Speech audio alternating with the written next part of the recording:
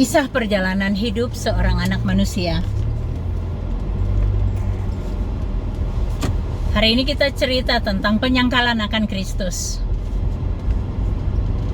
Akhir-akhir ini kan kita heboh dengar kalau di media sosial, kita lihat beberapa orang menyangkal Tuhan. Mereka menyangkal Tuhan Yesus. Kok bisa orang menyangkal Tuhan Yesus? Saya mau ngasih tahu Bapak Ibu Saudara, orang menyangkal Tuhan adalah orang-orang yang tidak punya chemistry dengan Dia. Jangankan Tuhan, anak dengan orang tua dengan anak aja bisa terjadi penyangkalan loh. Kan sering kita dengar ada orang tua yang menyangkal anaknya atau anak yang menyangkal orang tuanya.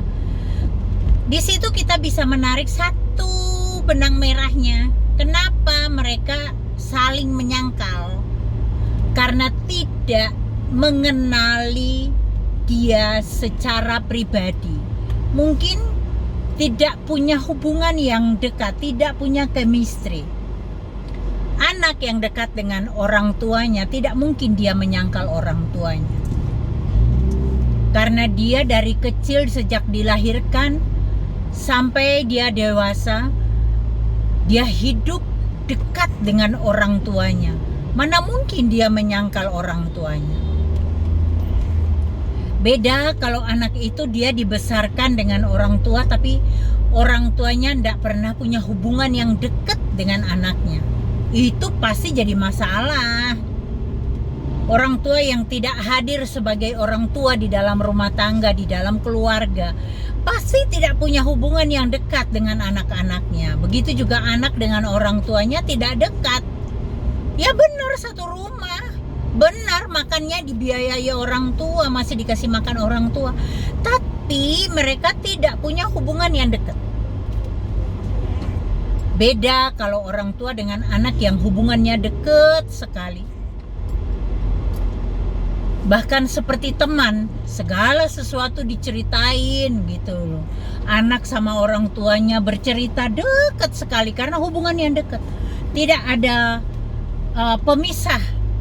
Masalah pribadi itu diceritakan semua ke orang tuanya. Begitu juga sebaliknya, orang tua dengan anak. Punya hubungan yang sangat dekat, mengasihi yang tulus, tidak ada apa-apapun.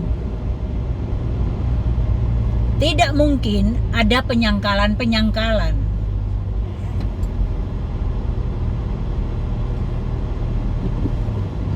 Nah, begitu juga dengan hubungan kita dengan Tuhan Yesus.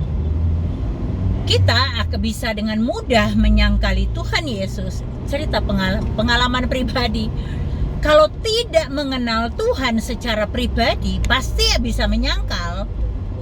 Pasti bisa menyangkal, tidak berat melepaskan Yesus. Karena kita tidak mengenal Dia secara pribadi, tidak punya chemistry dengan Dia.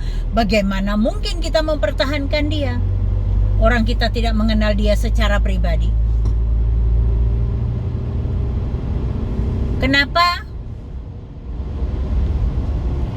Public figure itu bisa melepaskan iman percayanya. Itu poinnya di situ. Dia tidak punya chemistry dengan Tuhan. Kenapa dia dengan mudah menyangkal? Kenapa Yudas bisa berkhianat pada Tuhan Yesus? Dia tidak mengenal Tuhan secara pribadi. Dia jadi murid Yesus, tapi dia melakukan dosa dengan mencuri uang. Dia kan sebagai bendahara, tapi dia tidak jujur. Kenapa Petrus bisa menyangkal Tuhan Yesus 3 kali? Padahal dia bilang, aku mengasihimu. Tapi dia bisa menyangkal Tuhan.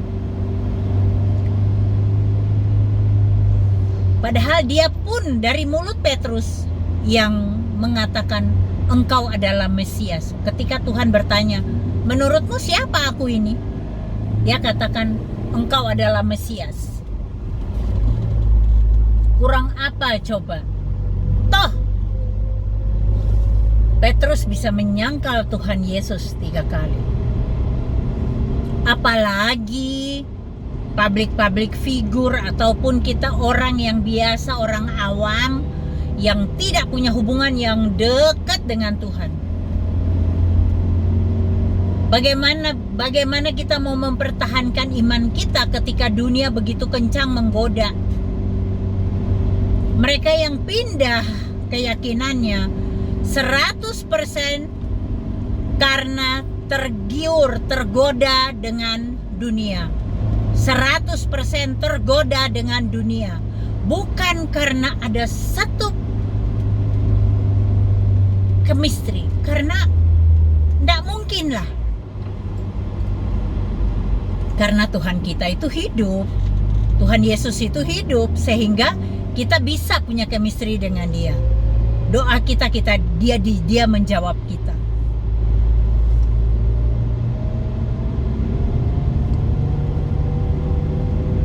Kita bisa berkomunikasi dengan Tuhan. Kita bisa curhat segala sesuatu kepada dia.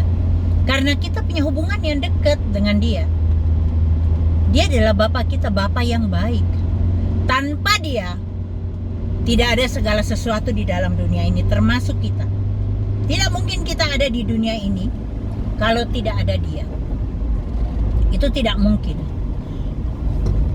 Percayalah bahwa segala sesuatu terjadi karena ada dia. Karena ada dia, segala sesuatunya ada di dunia ini.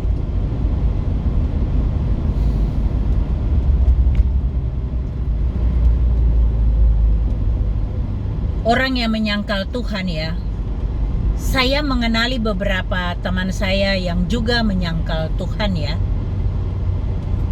mengikuti iman percaya suaminya. Percayalah, hidupnya mereka itu, aduh kasihan. Percayalah, kalau saat ini kamu berniat mau menikah atau apapun juga dan meninggalkan Tuhan Yesus, pikir 1000 kali. Badai yang datang bukan badai biasa.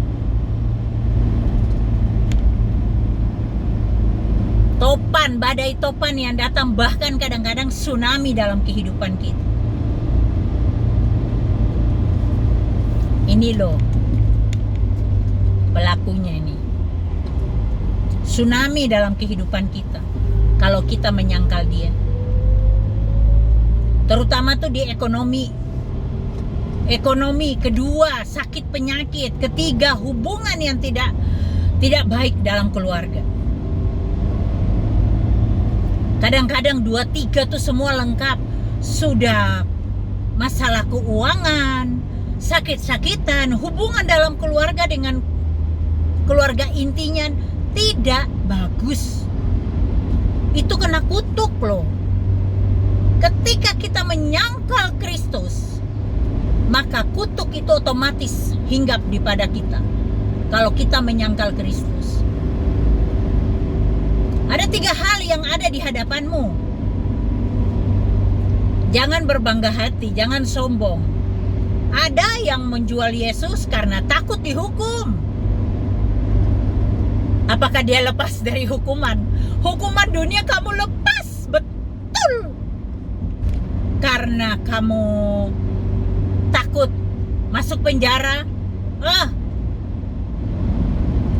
langsung lock in agama mayoritas supaya bebas dari hukuman, supaya banyak yang menolong. Betul tidak? Kamu tidak bisa lepas dari hukuman Tuhan. Bukankah dia yang nanti jadi hakim? Waduh, ngeri loh, hakim loh. Mana ada agama yang bilang Yesus nanti tidak datang sebagai hakim? Dalam Alkitab, Perjanjian Lama, Perjanjian Baru, semua menceritakan, bernubuat tentang dia dan sudah diberitahukan bahwa dia akan datang menjadi hakim bagi orang yang hidup dan yang mati. Sekalipun kematian itu merenggut engkau dan membebaskan kamu dari hukuman dunia, tetapi hukuman Tuhan nanti, pengadilan Tuhan itu tidak akan lepas dari kamu. Tidak akan lepas.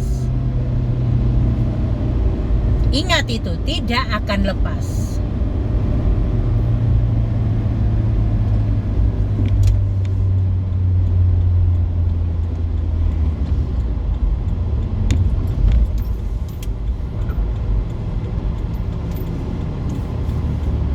Pikir-pikirmu kamu dengan pindah keyakinan, terus kamu bebas dari hukuman Tuhan. Enggak lah. Enggak. Hukuman itu tetap ada. Kamu lihat ya. Oke, mungkin hukuman secara jasmani kita, mungkin kita lolos karena banyak orang yang menolong supaya tidak masuk penjara.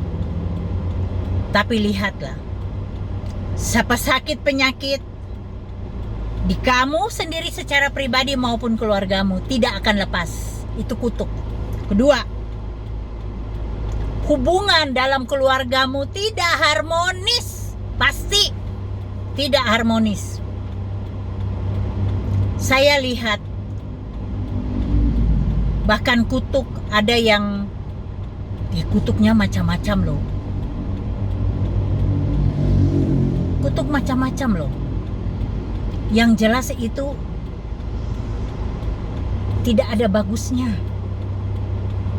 Kalau kamu dengar video ini dan kamu memang sudah login di sana, kamu bisa bertobat. Kamu tidak usah sounding ke orang-orang, aku sudah kembali menjadi orang yang percaya Yesus. Nggak perlu. Kamu hubungi aku di 081225 198 945. Saya bantu doakan kamu. Ada orang dari Malaysia, ada orang Indonesia yang menikah juga dengan orang Malaysia. Dia menyangkal Yesus, dia login ke seberang untuk menikah,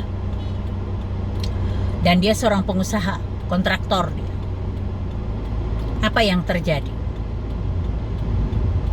Usahanya tersendat-sendat, datang sakit penyakit. Tapi ketika dia mendengar video-video saya, akhirnya dia menghubungi saya. Saya doakan dia. Pemulihan terjadi. Yang penting tuh ada pertobatan. Semua orang itu punya dosa. Semua orang punya kilaf. Saya yakin ketika kamu login, itu bukan orang yang percaya. Kamu mengaku kamu orang Kristen, tapi cuma KTP. Kamu tidak punya satu chemistry dengan dia. Karena kalau orang yang punya chemistry dengan dia tidak akan meninggalkan dia, tidak akan mengkhianati dia. Sekalipun kamu seorang pendeta, banyak juga pendeta yang login sana, cari ini,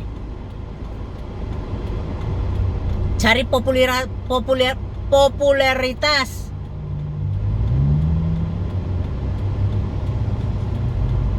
Meninggalkan Kristus, menyangkal dia. Tapi percayalah, Tuhan Yesus itu setia. Walaupun kamu meninggalkan dia, dia tidak pernah meninggalkan kamu. Dia tetap setia. Dia tidak di dalam kamu lagi, tapi dia ada menyertai kamu. Ingat itu. Dalam kesulitan-kesulitanmu, dia masih menolong kamu. Bertobatlah. Waktu Tuhan itu sudah semakin dekat. Kamu lihat perubahan dunia seperti apa. Iblis bekerja dengan giatnya. Hati-hati. Kalau ada setitik cahaya di hatimu mengatakan apa yang aku katakan ini benar, ikuti itu, karena itu adalah suara Roh Kudus. Hubungi aku bantu kamu agar kamu bisa kembali. Tidak perlu ke gereja, enggak apa-apa. Kamu belum berani, enggak apa-apa, enggak usah ke gereja dulu. Kamu bisa ngikuti lewat YouTube ibadah, enggak apa-apa. Kalau kamu belum berani menyatakan diri, saya sudah bertobat dan kembali jadi orang Kristen, enggak apa-apa. Ikut ibadahnya online juga enggak apa-apa. Banyak gereja yang waktu ibadah mereka live streamingnya ada, jadi ada di YouTube. Kamu bisa ikut. Kalau belum kuat untuk mengaku, kalau sudah kuat, nyatakanlah imanmu.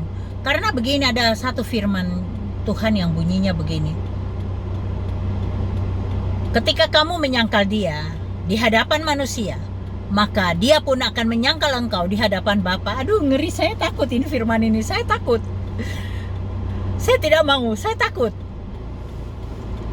Saya mau mengakui dia di hadapan manusia, karena saya percaya dia mengaku aku sebagai anaknya di hadapan Bapa Surgawi juga. Masih mau menyangkal dia? Hati-hati, kehidupanmu akan hancur, kena kutuk. Bener. Kalau kamu sudah terlanjur, teman-temanku, kalau kamu memang sudah masih di sana, bertobatlah. Hubungi aku lah, temanmu. Bertobatlah. Supaya Tuhan pulihkan kehidupan keluargamu. Kehidupanmu secara pribadi dan kehidupan keluargamu. Daripada hancur kayak begini, ayo. Apa yang mau kamu banggakan? Cinta, pangkat, jabatan, harta, semuanya musnah nantinya. Tidak perlu kita banggakan itu. Tidak ada yang perlu dibanggakan.